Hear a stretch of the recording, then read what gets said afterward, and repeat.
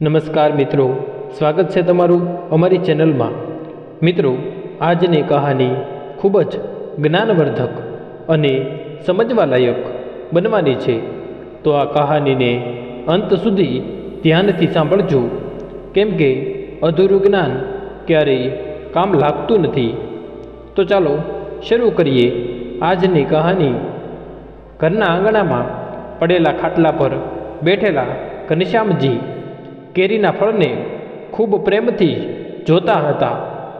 એ ફળને જોઈને એના મનમાં કેટલાક વિચાર ઉભરી આવ્યા અને એના મનને બેચેન કરતા હતા કે જેવી રીતે આ કેરીનું ફળ વર્ષમાં એકવાર આવે છે ત્યારે તેની શોભા અનોખી રહે છે અને કોઈને કોઈ આ વૃક્ષ નીચે ઊભા રહીને આ વૃક્ષને નિહાળે છે, આ વૃક્ષની પૂછપરછ થાય છે, પરંતુ જેવા જ આના બધા ફળ તોડી લેવામાં આવે છે, એક વર્ષ માટે ફરીવાર વિરામ થઈ જાય છે। બસ આ વૃક્ષની રીતે જ અમારી જિંદગી પણ થઈ ગઈ છે। જ્યારે પાક વર્ષભર રાખીને એકવાર કાપીને ઘરે લાવે છે ત્યારે આપણા બાળકોને મા બાપની યાદ આવે છે, કેમ કે એ સમયે એને ઘરનું અનાજ જોઈતું હોય છે અને બાકી બચેલા પાકને વેચ્યા પછી જે પૈસા આપણી પાસે હોય છે એને પણ કોઈને કોઈ બહાનાથી કઢાવી જ લે છે। એના પછી વર્ષ સુધી મા બાપ કયા હાલમાં છે એનાથી એને કોઈ ફરક જ નથી પડતો। આવું વિચારીને એની આંખો ભીની થઈ ગઈ। ત્યારે ગૌરીજી પોતાના પતિ માટે કેરીનું જ્યુસ બનાવીને લાવી અને બોલી, શું થયું? તમે ફરીવાર ક્યાં ઊંડા વિચારોમાં ખોવાઈ ગયા? તમે જાણો છો ને ચિંતા કરીને તમારું બીપી વધી જાય છે। ડૉક્ટરે તમને વધારે ખુશ રહેવા માટે કહ્યું છે, તો પછી તમે એટલું શું કામ વિચારો છો? ઘનશ્યામજી બોલ્યા, ગૌરી, આપણી જિંદગી પણ આ કેરીના વૃક્ષ જેવી છે અને એ કેરીનું જ્યુસ લાવી છે। બસ આવી જ રીતે આપણે પોતાના સંતાનો દ્વારા જ્યુસની જેમ નીચવાઈ જઈએ છીએ। ઘનશ્યામજીની વાતો સાંભળીને ગૌરીજીને પણ ખૂબ મોટો આઘાત લાગ્યો કે સાચું જ તો કહે છે એના બાળકો દર વર્ષે એવું જ કરતા હતા એની સાથે। તો પણ જે પ્રકારે હર પત્નીની ફરજ હોય છે કે પોતાના પતિને બધા દુઃખોથી બહાર કાઢવાની, એવી જ રીતે ગૌરીજીએ પણ પોતાના પતિને સમજાવવાની કોશિશ કરી કે એ વધારે ચિંતા ન કરે, જે જેવું કરશે એવું ભરશે। પરંતુ હકીકત એ પણ જાણતી હતી કે એના દીકરા કેટલા મતલબી છે। એણે એ સમયે પોતાના પતિ સાથે બીજી વાતો કરી અને એને ખુશ કરવાની કોશિશ કરી જ રહી હતી। ત્યારે એના મોટા દીકરા રુદ્રનો ફોન આવ્યો અને એણે કહ્યું, માં, પપ્પા ક્યાં છે? ગૌરીજી બોલી, કેમ બેટા, એવું શું કામ પડી ગયું તને તારા પપ્પાથી? રુદ્ર ઢીલા સ્વરમાં બોલ્યો, માં, મને 10,000 રૂપિયાની ખૂબ જરૂર છે। મહેરબાની કરીને તમે પપ્પાને કહીને 10,000 આજને આજ મારા એકાઉન્ટમાં નખાવી દો ને। ગૌરીજી પુત્રના મોહમાં આવીને પોતાના પતિને બોલી, સાંભળો જી, રુદ્રનો ફોન છે, એ 10,000 રૂપિયા માંગે છે। એ ખૂબ પરેશાન હતો, જલ્દીથી જલ્દી પોતાના એકાઉન્ટમાં નખાવવા માટે કહે છે। એટલા માટે તમે જલ્દીથી બેંકમાં જઈને પૈસા ટ્રાન્સફર કરી દો, પછી એને પૂછી લઈશું કે એવી શું જરૂરત પડી ગઈ હતી। ઘનશ્યામજી મનમાં ને મનમાં બોલ્યા, આને જ માની મમતા કહેવાય છે।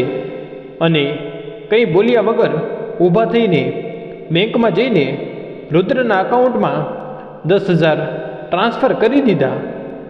એના 2 મહિના પછી એના નાના દીકરા શિવાએ ફોન કર્યો અને કહ્યું કે એનો નાનો દીકરો ટેરેસ પરથી પડી ગયો છે, એટલા માટે એને 20,000 રૂપિયાની ખૂબ જ જરૂર છે.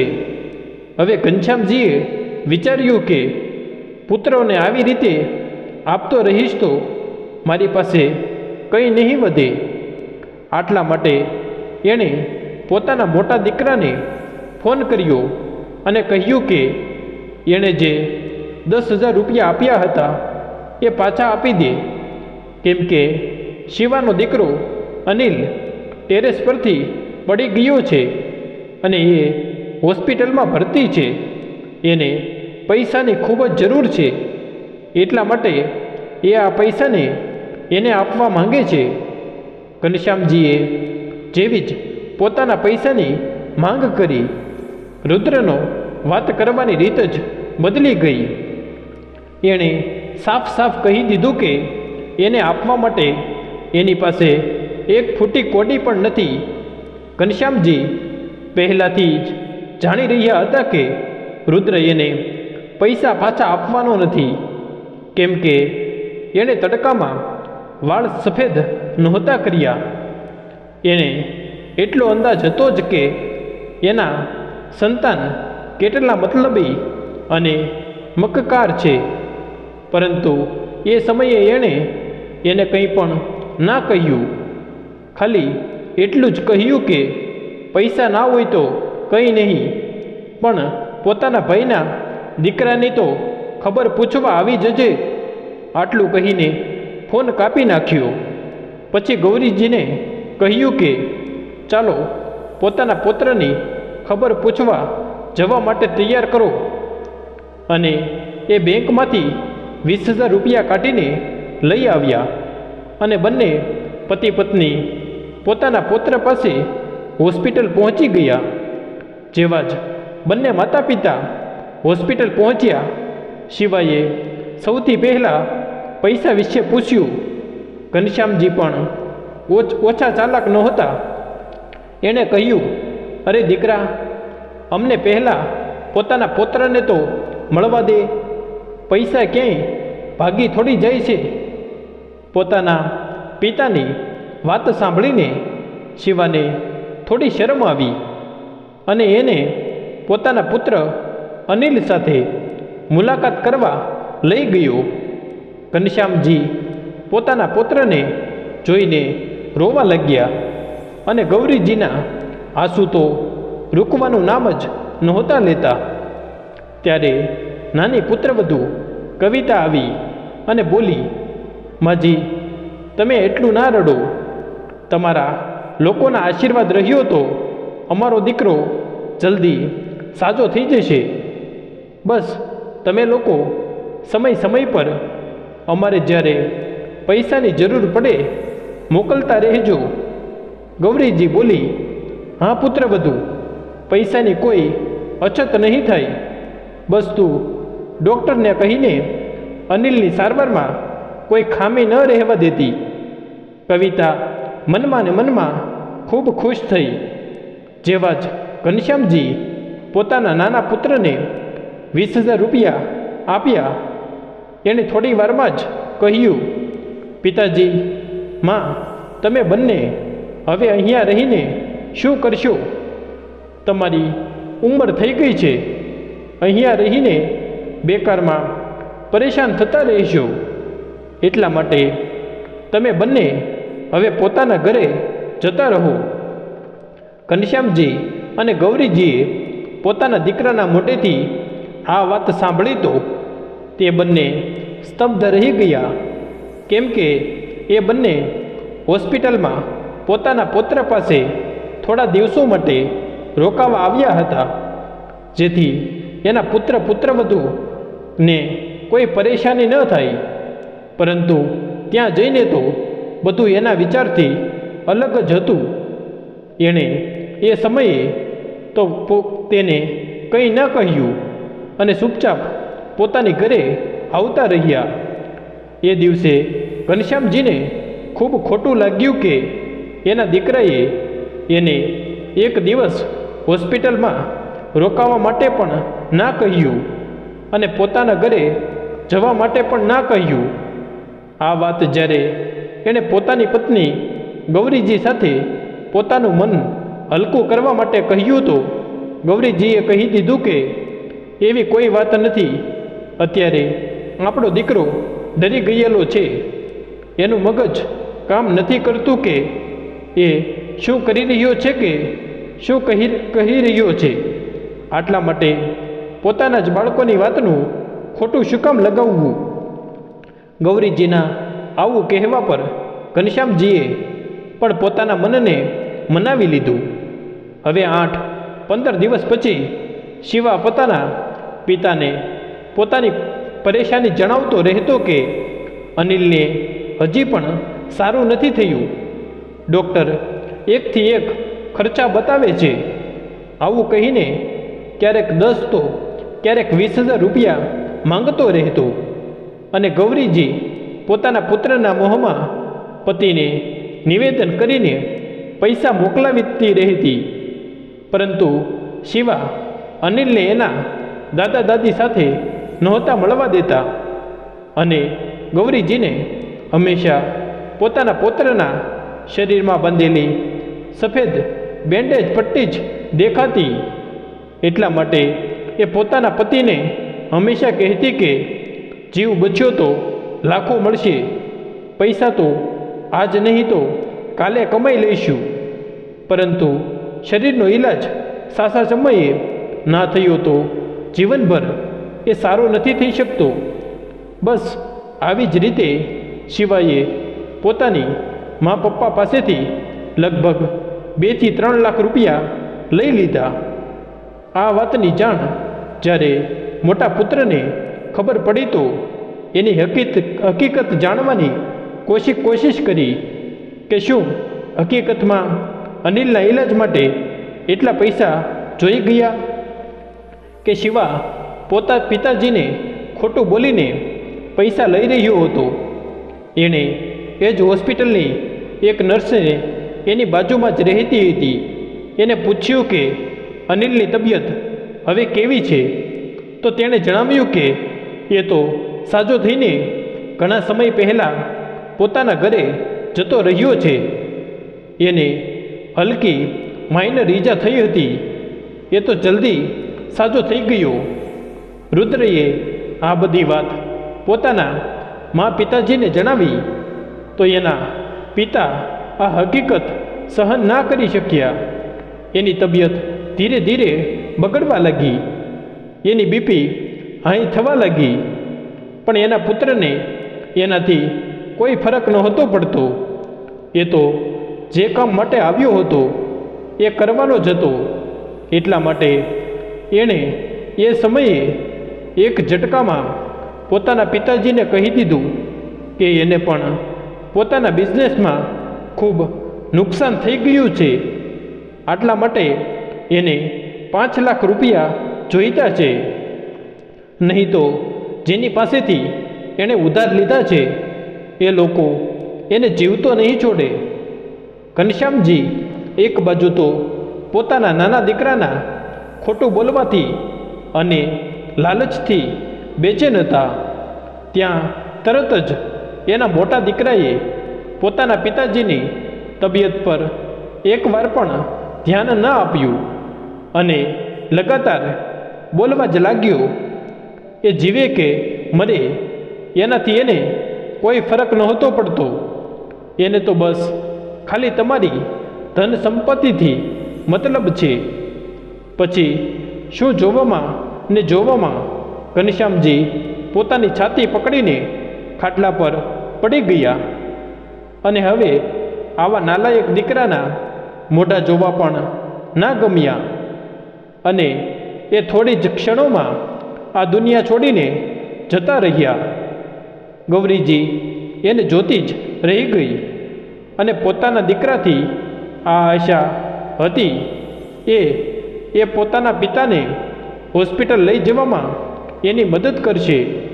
પરંતુ એણે જેવું જ જોયું કે એના પિતાજીની તબિયત ખરાબ થઈ રહી છે એ ત્યાંથી જલ્દીથી ભાગી ગયો કે ગૌરીજી એને જ જોતી રહી, કેમ કે એના પતિની આવી હાલત જોઈને એનું મગજ કામ કરવાનું બંધ થઈ ગયું હતું અને એ હવાની જેમ ત્યાંથી ભાગી ગયો.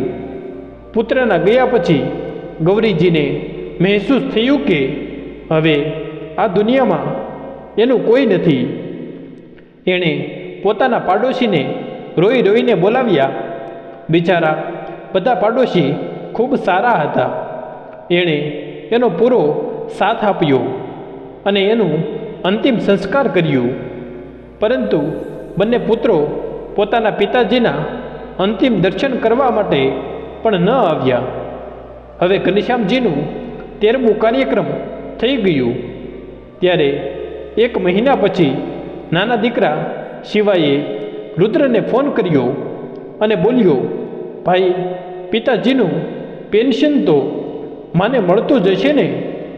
તો આપણે મા પાસે એક કોરા કાગળમાં સહી કરાવી લે, જેથી એનું પેન્શન આપણને જિંદગીભર મળતું રહે. શિવાનો આ વિચાર રુદ્રને પણ પસંદ આવ્યો અને બંને ભાઈ લગભગ 4 મહિના પછી પોતાની પત્ની અને બાળકોને લઈને પોતાની મા પાસે ગયા અને બંનેએ એવું મોટું બનાવ્યું કે પથ્થર દિલ માણસનું દિલ પણ પીગળી જાય. ગૌરીજી જેવી જ પોતાના બંને બાળકોને પોતાના પરિવાર સાથે જોયા, એની મમતા જાગૃત થઈ ગઈ. એની આંખોમાં ખુશીની ચમક આવી ગઈ.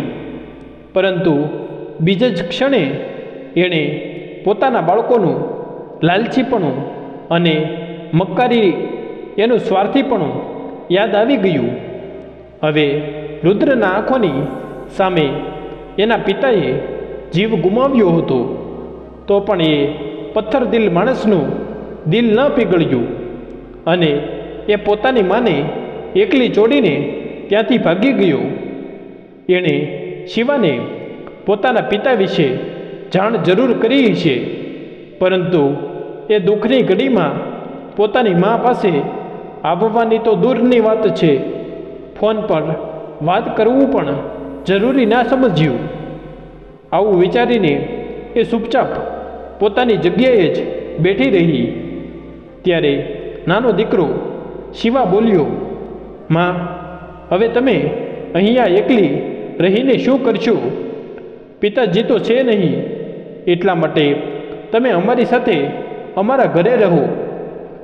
એટલા માટે અમે બંને ભાઈઓએ વિચાર્યું છે કે અમે તમારી દેખભાળ કરીશું.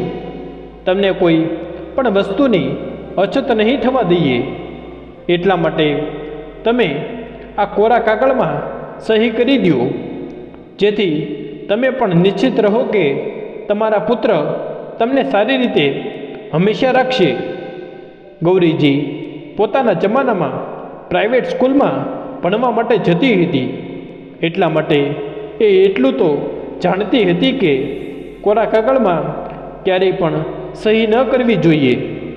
એણે પોતાના દીકરાને એ કાગળમાં સહી કરાવવાની સાફ ન પાડી દીધી.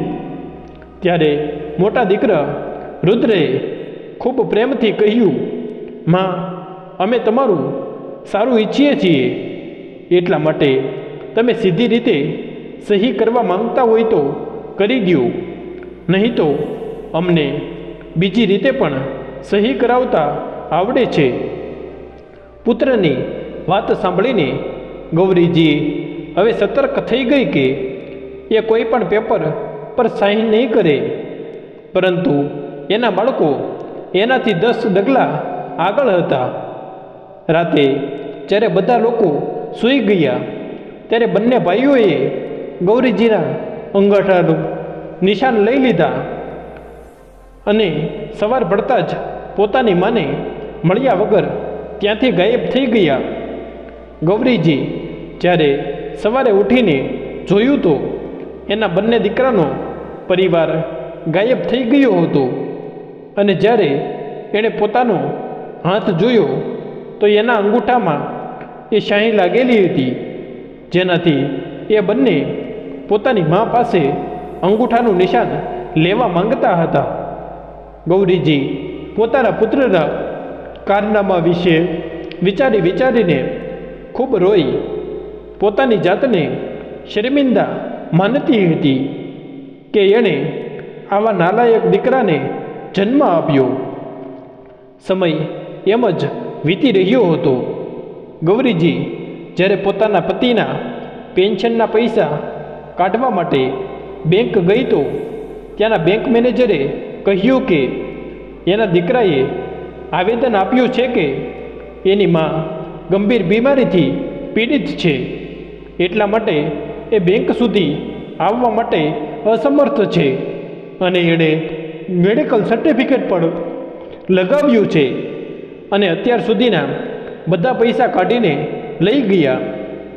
ગૌરીજીએ જ્યારે આ હકીકત સાંભળી તો એ ત્યાં જ બેહોશ થઈ ગઈ.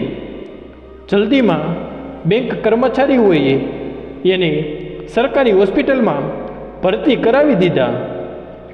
એ દિવસ પછી એને હોશ આવ્યો તો ડૉક્ટરે પૂછ્યું કે એની આવી હાલત કેવી રીતે થઈ, તો એણે કોઈ જવાબ ન આપ્યો, ખાલી આંસુ વહાવતી રહી ગઈ. જ્યારે એ પૂરી રીતે સાજી થઈ ગઈ ત્યારે એને રજા આપી દીધી. બિચારી ગૌરીજી પડતા પડતા પોતાની ઘરે પહોંચી. હવે એનું મન કોઈ કામ કરવામાં નહોતું લાગતું, તો પણ જેમ તેમ દિવસો વિતાવતી રહેતી. ત્યારે લગભગ 6 મહિના પછી બંને પુત્ર પોતાની મા પાસે આવ્યા અને પૂછ્યું, માં, કેમ છે તમને? ગૌરીજીનું મન તો કરતું હતું કે એના કાન પકડીને પૂછે કે આવું શું કામ કર્યું, પરંતુ ચૂપ રહી. પછી મોટા દીકરાએ કહ્યું, માં, અમારે બંને ભાઈઓને પૈસાની જરૂર છે અને એ આ ઘર અને ખેતર છે એ તમારા નામ પર છે, એટલા માટે તમે કોર્ટમાં આવીને બધા પેપર પર ચૂપચાપ સાઇન કરી દો, નહીં તો આનું શું પરિણામ છે તમે તો જાણો જ છો ને. ગૌરીજીએ જ્યારે પોતાના પુત્રના મોઢેથી આવી વાત સાંભળી તો એ ખૂબ ગુસ્સે થઈ ગઈ. આ વખતે એ ચૂપ ન રહી. એણે કહ્યું, અરે નાલાયક, થોડી શરમ કરી લે. બાપની લાશ ઘરમાં પડી હતી અને તું દોડીને ભાગી ગયો અને એ જ બાપના પૈસાથી એટલા પ્રેમથી છૂટેલી માના હાથના અંગૂઠાના નિશાન કોરા કાગળમાં લઈને છોરની જેમ સવાર પડતા પહેલાં ભાગી ગયો. તો પણ તારું પેટ ન ભરાણું તો ફરીવાર આવી ગયો પોતાની માની પરવરિશને ગાળો આપવા. અરે, તને ખબર છે કે મારા મર્યા પછી આ જે કંઈ પણ છે એ બધું તમારું અને તમારા બાળકોનું છે. હું ક્યાં મર્યા પછી આ બધું પોતાની સાથે ઉપર લઈ જવાની છું. બંને ભાઈઓએ પોતાની માની આવી વાત સાંભળી તો કહ્યું કે કાલે મરવાની છે એ આજે જ મરી જા અને આ બધી પ્રોપર્ટી અમારા નામ પર કરી દે. આટલું કહીને બંને ભાઈએ પોતાની માના રૂમમાં લટકાવેલી તિજોરીની છાવી માંગવા લાગ્યા. જ્યારે એણે આપવાની ના પાડી તો કોઈએ એના હાથ પકડ્યા તો કોઈએ એના વાળ ખેંચ્યા અને જબરજસ્તી કરીને ચાવી લઈ લીધી. પછી તિજોરીનું તાળું ખોલીને ઘર અને જમીનના કાગળ કાઢ્યા. બિચારી ઘરડીમાં રોતી રહી. જ્યારે એણે એ પેપર પર સાઇન કરવા માટે કહ્યું તો એણે સાફ ના પાડી દીધી. ત્યારે બંને ભાઈઓએ ગૌરીજીના ગાલ પર થપ્પડોનો વરસાદ કરી દીધો. વાળ પકડીને ખેંચ્યા અને બંને દીકરાએ એનો હાથ પકડીને જબરજસ્તી અંગૂઠાના નિશાન લગાવી લીધા. બંને પાટા એકલી માર્યા કે એ અધમરી થઈ ગઈ અને એને ખેંચીને રાતના અંધારામાં ઘરની બહાર કાઢીને ફેંકી દીધી અને ઘરે તાળું લગાવીને ત્યાંથી ભાગી ગયા, જેથી રાતના અંધારામાં કોઈને ખબર ના પડે. ત્યારે 1-2 કલાક પછી પાડોશીનો છોકરો, જે શિવાનો મિત્ર હતો, એણે આજુબાજુવાળા લોકોને અવાજ લગાવ્યો કે ગૌરી કાકી અહીંયા બેહોશ પડ્યા છે. બધા લોકો ત્યાં ભેગા થઈ ગયા. કોઈ રોવા લાગ્યું તો કોઈ એમ્બ્યુલન્સને ફોન કરવા લાગ્યા. આ રીતે બધાએ ભેગા મળીને ગૌરીજીને હોસ્પિટલ પહોંચાડ્યા. ગૌરીજી કેટલા દિવસો સુધી સરકારી હોસ્પિટલમાં પડી રહી. આ વચ્ચે કોઈએ ધ્યાન ન આપ્યું કે ગૌરીજી બહાર પડેલી હતી અને ઘરમાં તાળું કેમ લાગેલું હતું. કોઈને એટલો ટાઈમ નહોતો. શિવાના મિત્રએ ત્યાંનો વિડીયો બનાવીને એને મોકલી દીધો. તો શિવાને લાગ્યું કે એની માં સાચે મરી ગઈ છે. એણે એ વિડીયો પોતાના ભાઈને પણ મોકલી દીધો. એના બંને ભાઈ ખૂબ ખુશ થયા, કેમ કે એના થોડા પસંદ કરવાવાળા લોકો ગૌરીજીની આવી હાલત જોઈને રડી રહ્યા હતા. એને લાગ્યું હવે તો મા પાસેથી હંમેશા માટે છુટકારો મળી ગયો. પરંતુ 3 મહિના સુધી ગૌરીજીનો ઈલાજ ચાલતો રહ્યો. પછી જેવી જ એ સાજી થઈ ગઈ, ડૉક્ટરે એને હોસ્પિટલથી રજા આપી દીધી. હવે એ ક્યાં જાય અને કંઈ સમજમાં નહોતું આવતું. પછી એણે પોતાના ઘરે જવાનું વિચાર્યું અને ધીરે ધીરે પોતાના ઘરે પહોંચી ગઈ. ત્યાં જઈને જોયું તો એના ઘરની તો કાયા બદલી ગઈ હતી. એણે ત્યાં રહેતા લોકોને પૂછ્યું કે એ લોકો આ શું કરી રહ્યા છે. તો એણે જવાબ આપ્યો કે આજથી લગભગ 3 મહિના પહેલાં રુદ્રએ શિવા નામના માણસને અમને આ ઘર વેચવા માટે આપ્યું છે. ગૌરીજીએ જ્યારે પોતાના પુત્રનું નામ સાંભળ્યું તો એ સમજી ગઈ કે આવી નીચી હરકત એના દીકરા જ કરી શકે છે. એટલા માટે એણે એને નિવેદન કર્યું કે એમાં જે સામાન પડ્યો છે એમાંથી જરૂરી સામાન લેવા દો. મકાન માલિક દયાભાવવાળો હતો, એટલા માટે એણે એનું સામાન એક જગ્યાએ ભેગો કરીને રાખી દીધો હતો. ગૌરીજીએ એમાંથી પોતાના થોડા કપડાં લીધા અને પોતાના પતિનો ફોટો લીધો અને ચૂપચાપ ત્યાંથી નીકળી ગઈ. ચાલતા ચાલતા એ એક મંદિર પાસે પહોંચી. ત્યાં કોઈ અમીર માણસ તરફથી ભંડારો કરવામાં આવતો હતો. ગૌરીજીએ એક વાસણ લીધું અને લાઈનમાં ઊભી રહી ગઈ. જ્યારે એણે ભંડારાનું ભોજન લીધું તો થોડી વારમાં જ છટ કરી ગઈ અને ફરીવાર લેવા માટે લાઈનમાં ઊભી રહી ગઈ. એવું 3 વખત કર્યું.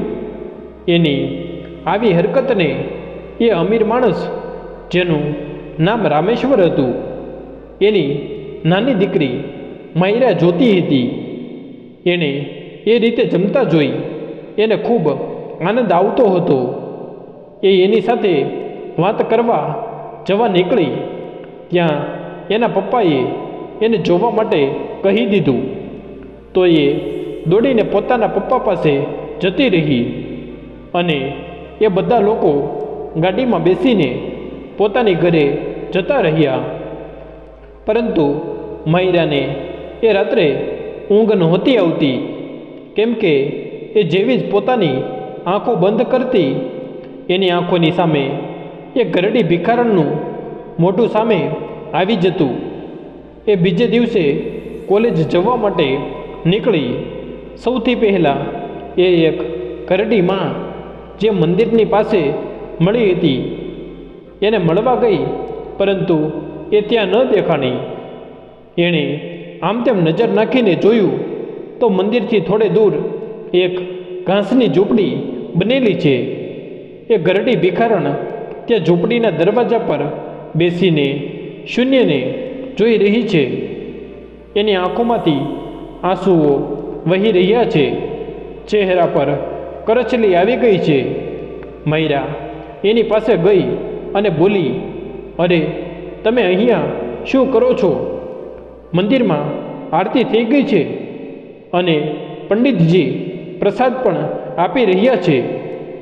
શ્રદ્ધાળુઓની અવર જવર શરૂ થઈ ગઈ છે અને તમે છે કે અહીંયા જ બેઠેલા છો. શું તમને ભૂખ નથી લાગી? બધા લોકો તો મારા જેમ અહીંયા પ્રસાદ લાવીને તો નહીં આપે ને. તો તમે પોતાનું ધ્યાન કેમ નથી રાખતી?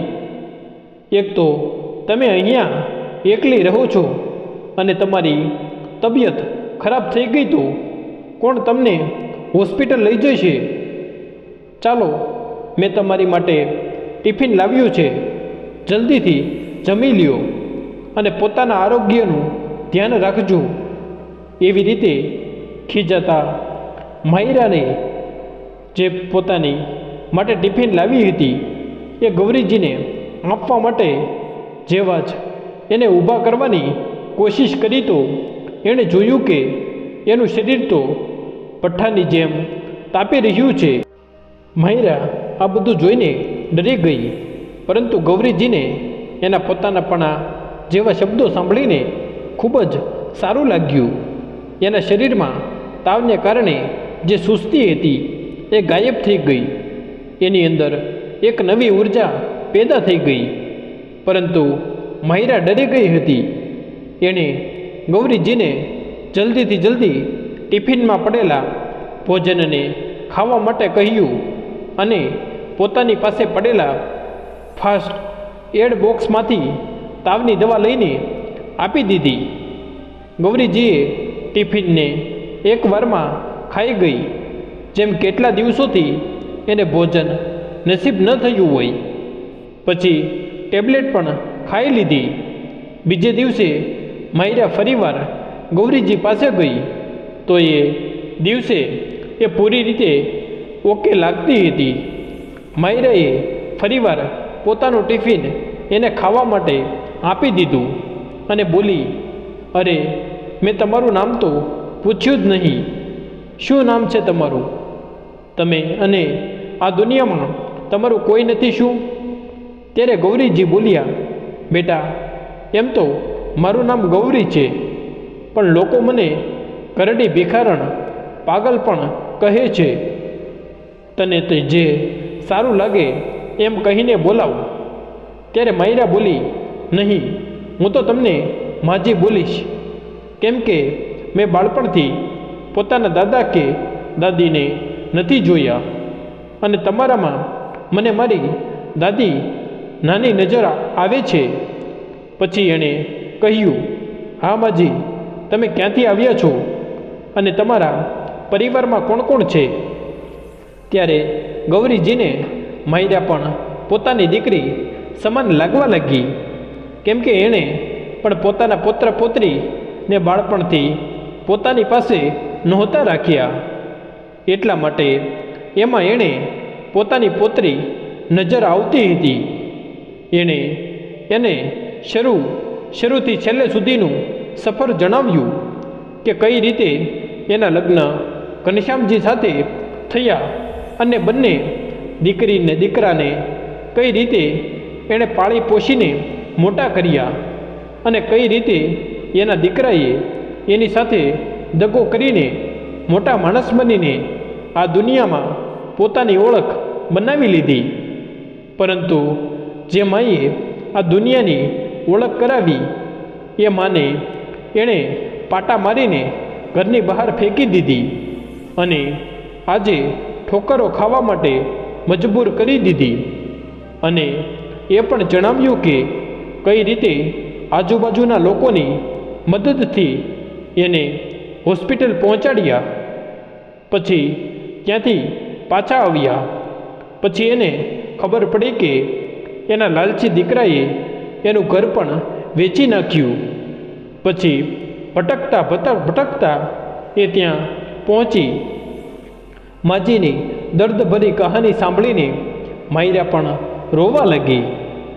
ગૌરીજી જ્યારે એને પોતાની આપવીતી જણાવતી હતી ત્યારે એણે એનો વિડીયો બનાવી લીધો અને કાલે મળવા આવીશ આવું કહીને ત્યાંથી નીકળી ગઈ. પોતાના ઘરમાં જઈને શાંતિથી બેસીને એ પોતાના પપ્પાની રાહ જોઈ રહી હતી, કેમ કે એ પોતાના પપ્પાની લાડલી હતી, જે પણ એ ઘરડી મા વિશે સૌથી પહેલાં પોતાના પપ્પાને જ જણાવવા માંગતી હતી અને એને પોતાના પપ્પા પર પૂરો વિશ્વાસ હતો કે એ એની મદદ જરૂર કરશે. સાંજે એના પપ્પા રામેશ્વરજી જેવા જ ઘરે આવ્યા. માયરા પોતાના પપ્પાને લપટી ગઈ. માયરા આજે ફરીવાર કોઈ મોટી વસ્તુની ઈચ્છા પ્રગટ કરવાની છે. એણે જેવી જ પોતાનાથી અલગ કરીને એને પૂછવાની કોશિશ કરી કે શું જોઈતું છે મારી દીકરીને, તો એણે જોયું માયરા બંને આંખો ભીની હતી. રામેશ્વરજી ડરી ગયા અને એણે પોતાની પાસે બેસાડી પૂછવા લાગ્યા કે શું વાત છે. તો માયરાએ એ વિડીયો રામેશ્વરજી સામે ચાલુ કરી દીધો. જેવી જ એ ઘરડી માજીને જોઈ એની આંખો ફાટી ગઈ. એણે કહ્યું, અરે આ તો અમારી ટ્યુશનવાળી ગૌરી મેડમ છે. બેટા આ તને ક્યાંથી મળી? માયરા ખુશ થઈ ગઈ. પપ્પા તમે આને ઓળખો છો? હા બેટા, આ જ છે જેના કારણે આજે હું સફળતાના આ મુકામે છું. અચ્છા તો ચાલો પપ્પા તેને મળવા. હા બેટા અત્યારે જઈએ એને મળવા. માયરા અને એના મમ્મી પપ્પા તરત ગૌરીજીને મળવા માટે ગયા. ગૌરીજી ઝૂંપડીમાં બેસીને પોતાના પતિના ફોટો પર હાથ ફેરવતા ફેરવતા બોલતી હતી, તમે મને આ ખરાબ દુનિયામાં કોને ભરોસે છોડીને જાઓ છો? તમે તમારી સાથે મને શું કામ ન લઈ ગયા? મારી સૌથી મોટી ભૂલ એ જ છે કે મેં એક નાલાયક અને લાલચી દીકરાને જન્મ આપ્યા છે. ત્યારે રામેશ્વરજી બોલ્યા, નહીં મેડમ, ભૂલ તમારી નથી, ભૂલ એ નાલાયક લાલચી દીકરાની છે, જેની પાસે બધું હોવા છતાં પણ એક દેવી સમાન માને પોતાની પાસે ન રાખી શક્યા. ગૌરીજી અચાનકથી આવેલા અવાજ સાંભળીને ચોંકી ગઈ અને ડરને કારણે એક ખૂણામાં જવા લાગી. ત્યારે માયરાએ ઝૂંપડીની અંદર ગઈ અને એને હિંમત આપતા બોલી, અરે માજી, હું છું. શું તમે મને ઓળખ્યા નહીં? હું માયરા છું અને જેણે હમણાં જે કંઈ પણ કહ્યું એ મારા પપ્પા છે. ત્યારે રામેશ્વરજી ગૌરીજી પાસે જઈને બેસી ગયા અને એના પગે લાગીને એના ગાલને અડીને બોલ્યા, મેડમ તમે મને ઓળખ્યા કે શું? ગૌરીજી બોલી, બેટા તું કોણ છે જે મારી જેવી ભિખારણને મેડમ કહે છે?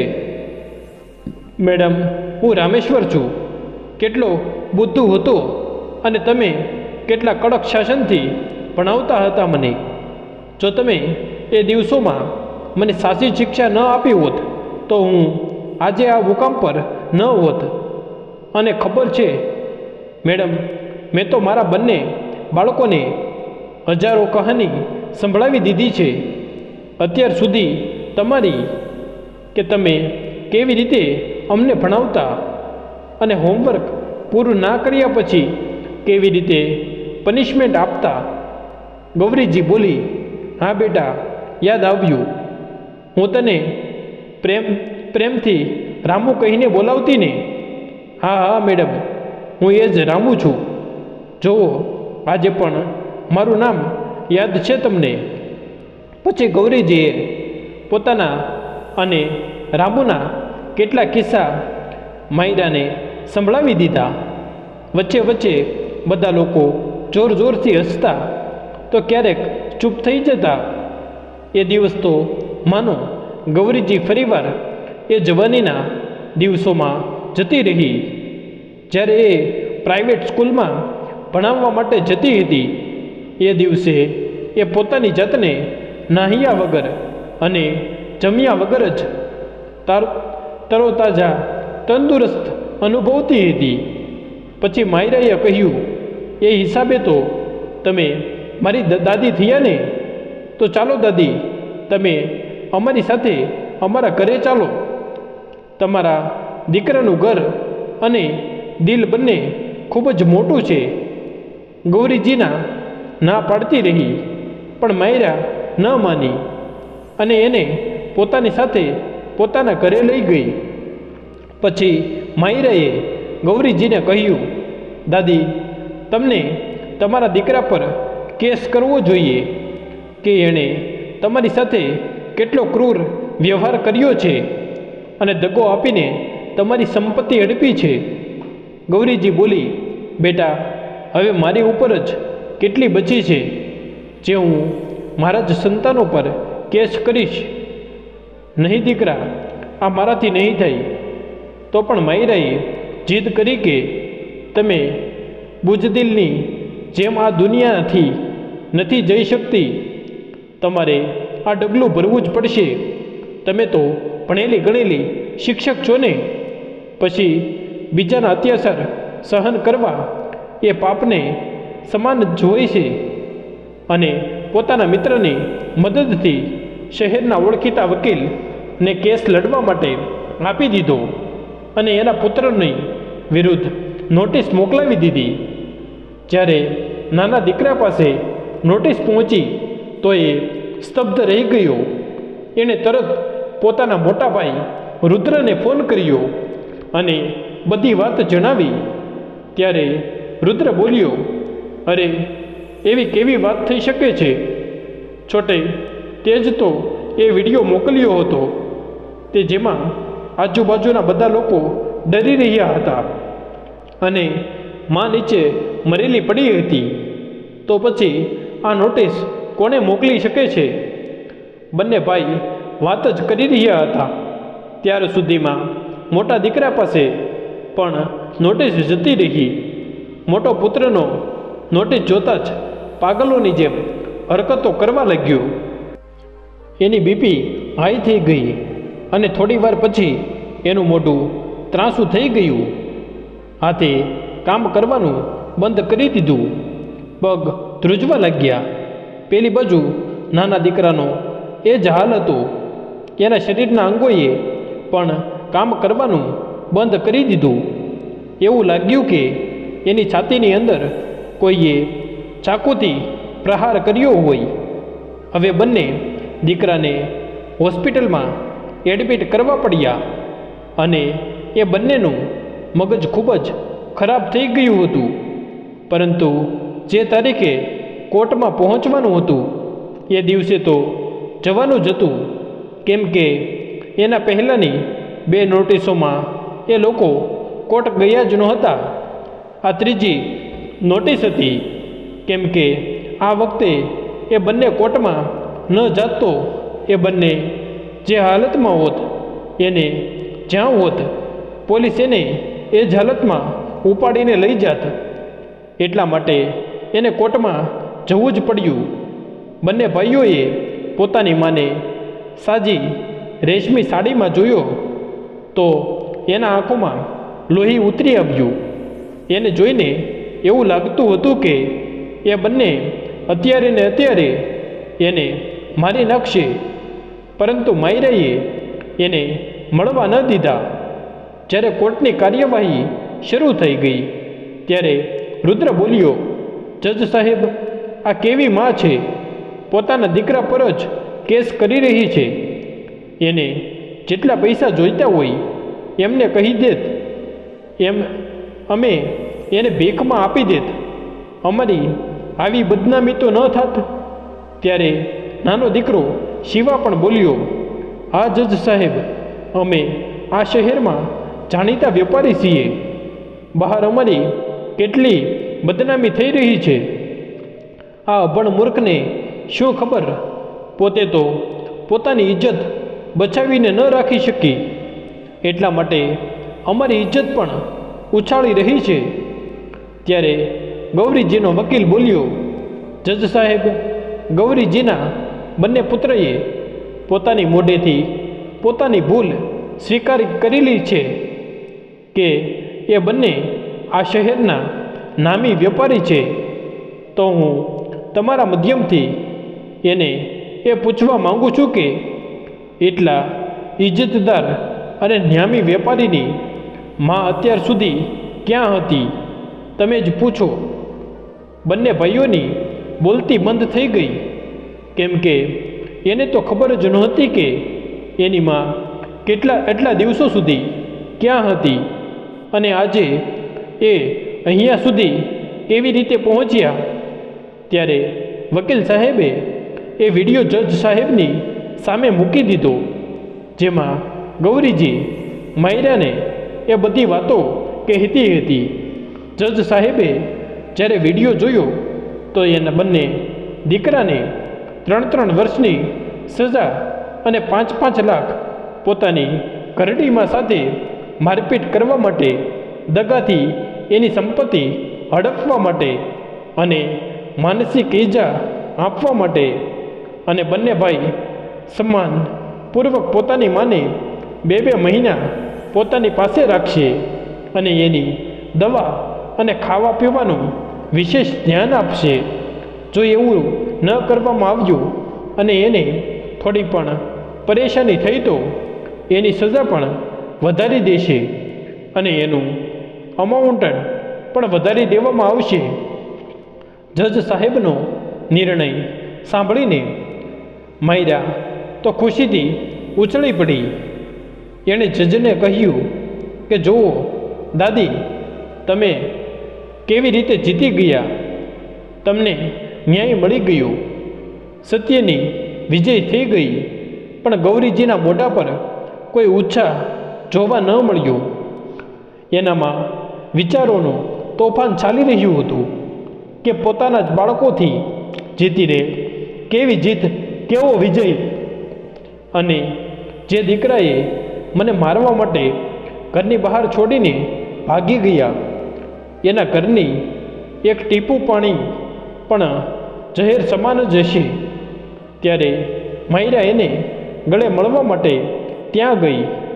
ત્યાં સુધીમાં ગૌરીજી ત્યાં પડી ગઈ હતી અને જકડાઈ ગઈ હતી.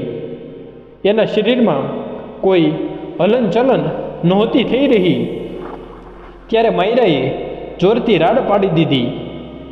દાદાની બધાની નજર ગૌરીજી તરફ પડી. ત્યાર સુધીમાં પોલીસવાળા અને બીજા લોકો પણ ત્યાં આવી ચૂક્યા હતા. માયરાએ પોતાના પપ્પાને રોતા રોતા બધી વાત જણાવી. એના પપ્પા તરત ત્યાં પહોંચ્યા. ત્યાર સુધીમાં રુદ્ર અને શિવા પણ માં કહીને રોતા રોતા એની પાસે આવ્યા. ત્યારે માયરાએ કહ્યું, અરે દુષ્ટ પાપી લોકો, તમે મારી દાદીના પવિત્ર શરીરને હાથ પણ નથી લગાવી શકતા. હવે તમે લોકો ક્યાં હકથી એના શરીરને હાથ લગાવી રહ્યા છો? મારી દાદીએ કોર્ટમાં કેસ કર્યો. પહેલાં જ મારી પાસે વચન લીધું હતું કે એના લાલચી અધર્મી દીકરા એને હાથ ન લગાવે અને એની લાશને અગ્નિ મારા પપ્પા જ આપે. કેમ કે મારા પપ્પાએ ભલે એના કોખમાંથી જન્મ નહોતો લીધો, પણ એવો એક દિવસ પણ નહોતો ગયો જ્યારે એણે પોતાની ટ્યુશનવાળી મેડમને યાદ ન કરી હોય. કદાચ મારા પપ્પાનો નિસ્વાર્થ પ્રેમ હતો જે મારી દાદી મને એ ઘાસવાળી ઝૂંપડીમાં મળી ત્યાંનું દ્રશ્ય આજે પણ મને તોડી નાખે છે. જેવી જગ્યાએ રહીને મજબૂર કરી દીધી હતી તમે મારી સ્વાભિમાની દાદીને. ત્યારે તો કેસ જીતી ગયા પછી પણ તમારા લોકોના ઘરમાં પાણીનું એક ટીપું પણ એણે સાસું ન લાગ્યું. એણે પોતાના પ્રાણ ત્યાગ કરી દીધા. એવા સ્વાભિમાની માના પેટમાંથી આવા લાલચી અને દગાબાજ સંતાનો કેવી રીતે પેદા થઈ શકે છે?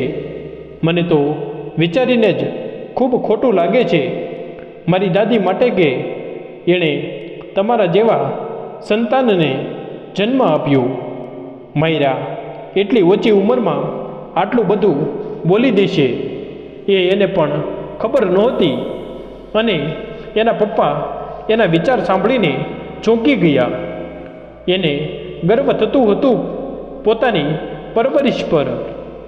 ગૌરીજીના બંને દીકરાને આજે પોતાની ભૂલનો અહેસાસ થયો. એ બંને પણ રડી રહ્યા હતા, પરંતુ કંઈ કરી નહોતા શકતા. એ રામેશ્વરજી એ ગૌરીજીનો અંતિમ સંસ્કાર કર્યો અને બધા કાર્યક્રમ કરીને એક પુત્ર હોવાની ફરજ નિભાવી. તો મિત્રો, તમને અમારી આજની કહાની કેવી લાગી? જો પસંદ આવી હોય તો વિડીયોને લાઈક કરી દેજો અને સગા સંબંધી સાથે શેર કરી દેજો તથા કોમેન્ટ બોક્સમાં જય શ્રી કૃષ્ણ લખી દેજો. અને ચેનલને સબસ્ક્રાઈબ ના કરી હોય તો ચેનલને અત્યારે જ સબસ્ક્રાઈબ કરી દેજો. જય શ્રી કૃષ્ણ. ધન્યવાદ.